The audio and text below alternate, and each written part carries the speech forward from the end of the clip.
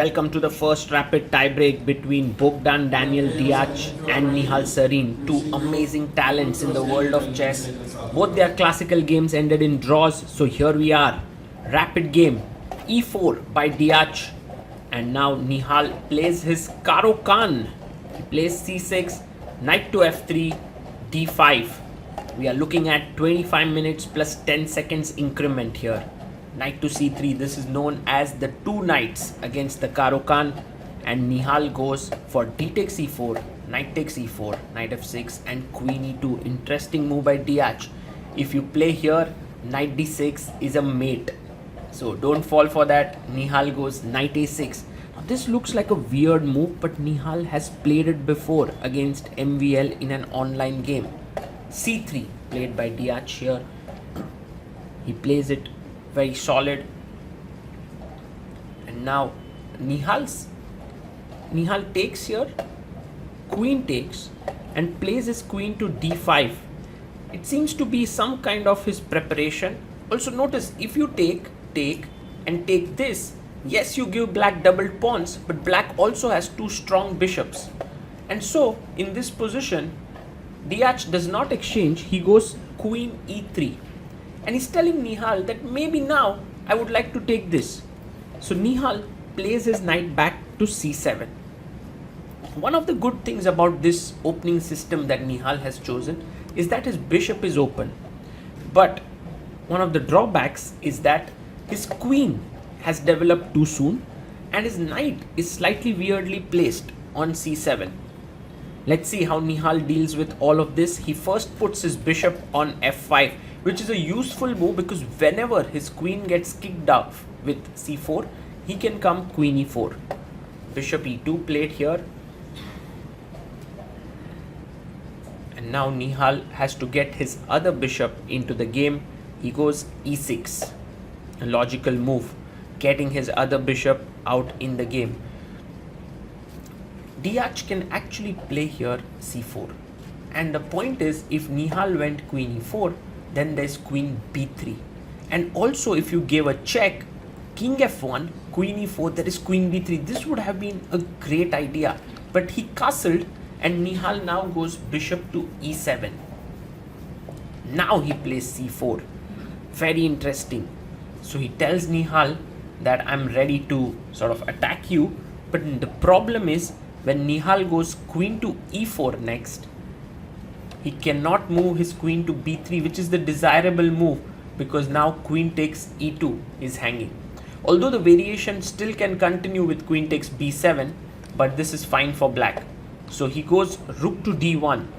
With the queen trade, it doesn't seem that Nihal should have too many problems now. 22 minutes for both players. And now Nihal decides to short castle. Very logical chess. He can put his rook on d8 and maybe even double it there, and with the bishop coming to f6, put pressure on that pawn. Knight comes to e5. Now with the knight here, what Deac wants to do is he wants to play bishop to f3 and force the trade of the queens in his favor. Rook fd8. Now maybe Nihal has missed a strong move by his opponent. It looks very difficult to make because that's g4. Generally you don't want to weaken your king, but Deac finds it. g4 is such a cool move. The reason why this move is so good is because after bishop g6, which Nihal plays, now bishop f3 is possible, forcing the queen trade. So then your pawn push does not look so bad that you weaken the king or anything. And after, yes, he plays it, and after bishop e3, white has great development here and also the ability to get the bishop pair. So Nihal does take on e3, and now bishop takes is a very logical move. It is tempting to take with the pawn, and that is exactly what Deac has done, but somehow with the bishop here on c1, it is not the best idea. But you can see Daniel Bogdan making his move and moving away in the distance. He's confident about his position. Nihal plays his bishop to f6. It's a very positional game in a way, and Deac takes on g6, and one could say that if there's someone who's playing for a win, it has to be white, because white has the bishop pair and also a nice center. However, Nihal recognizes this fact and he plays the move e5, which kind of breaks the center here, and this is a good move. Now for Deac, he goes bishop a5, and very nice, because he is pinning the knight, and if you were to play the move b6 here, then it weakens the c6 pawn. Nihal is very careful about these little things and goes rook a to c8 and then gets up from the chair. Currently both players have 16 minutes, and now bishop takes c7. Slightly weird move because you've given up your bishop pair, but his idea was d5. Now this is a slight mistake.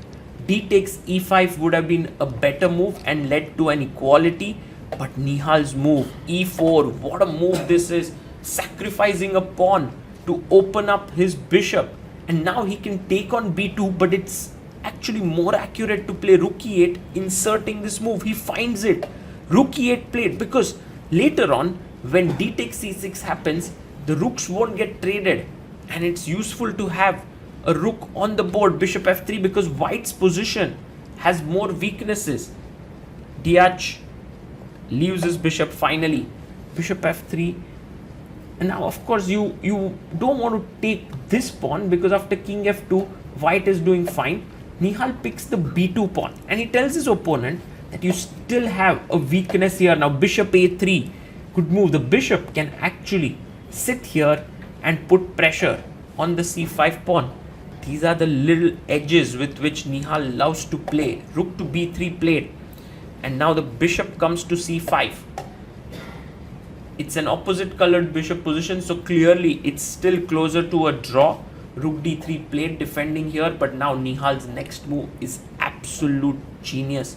He goes g5. What a move this is. He fixes this pawn and gets ready for g6, king g7, f5, king f6. Slightly improving his position, and that's what Nihal does so well. He's not in a hurry to win the game. He's just looking for improving his position ever so slightly on every move that he makes. g6, beautiful move. h3 played by Deac. It's still not clear how black will break through, but that is not how you play such positions. You don't think about breaking through. You just think about one move at a time.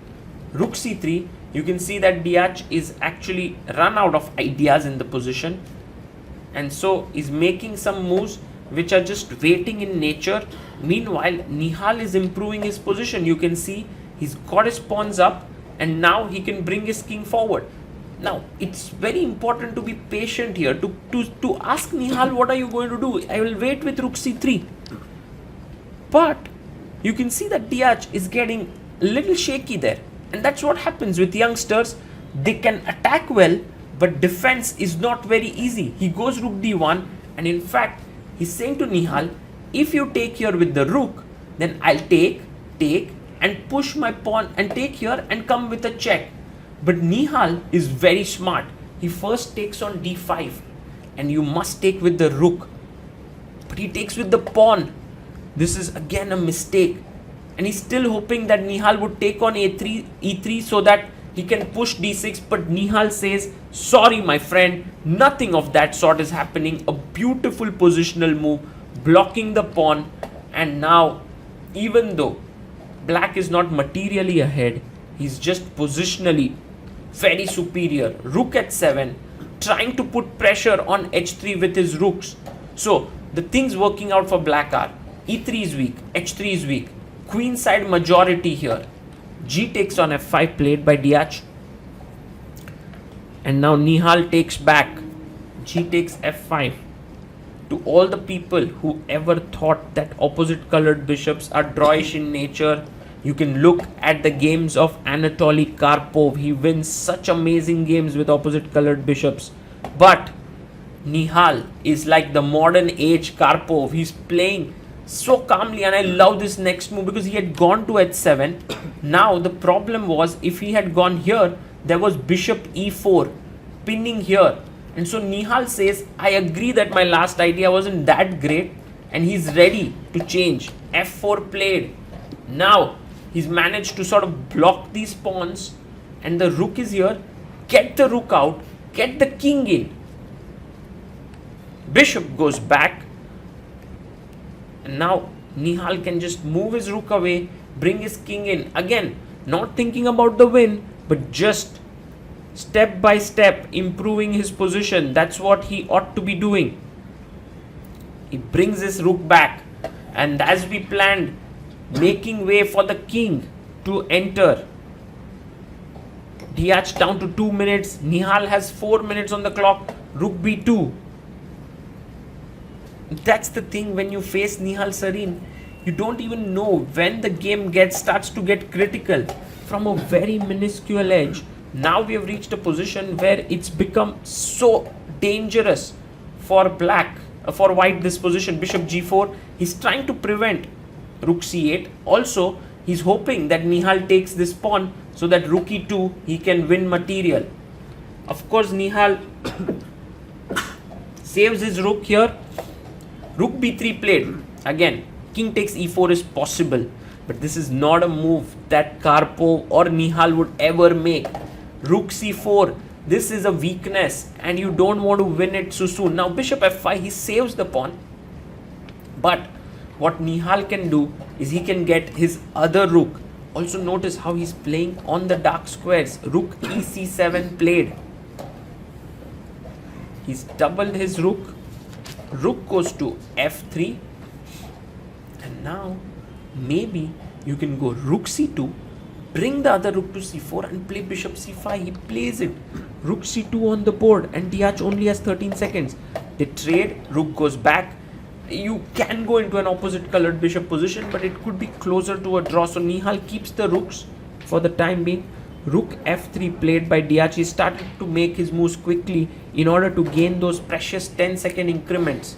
Now Nihal gives a check and comes back to c4. And his idea is to start pushing his pawns here slowly and steadily on the queen side. Rook b2, b6. And now Deac comes to the behind the d pawn. If ever Nihal moves his bishop, he may want to push and get some activity, but nothing of that sort is going to happen. Nihal is happy with the placement of his bishop, with his king. Bishop g4 played, and Nihal adjusts his pawn. He's not going to take this pawn on e4. Again, he just is very clear with what he wants. He plays his pawn up to b4, and I think it has dawned onto Deac that his position is beyond salvation here. Bishop f3, and now a5 seems logical. No, he first goes rook c3, gains even more space and cuts the king off for white. Rook f2 and a5. Step by step, Nihal Sarin is doing it in style here. He goes bishop d1, trying to stop the pawns from advancing. And how does Nihal continue now? He gives a check, king here, and now takes it. Rook g2, offering a trade of rooks. Notice that this bishop is latently looking at the king. Nihal goes king d4 and says, I have worked out the opposite colored bishop endgame. Check, king here, because now after king takes d5, he will be 2 pawns up and simply winning, because the white king is tied down to the g pawn, and there the queenside majority will win the game. Deac resigns. Nihal plays a beautiful positional game, really reminding us of the great 12th world champion Anatoly Karpov. With this, Nihal takes lead in the match and is the favorite to move into 4th round to face Jan Nepomniachtchi.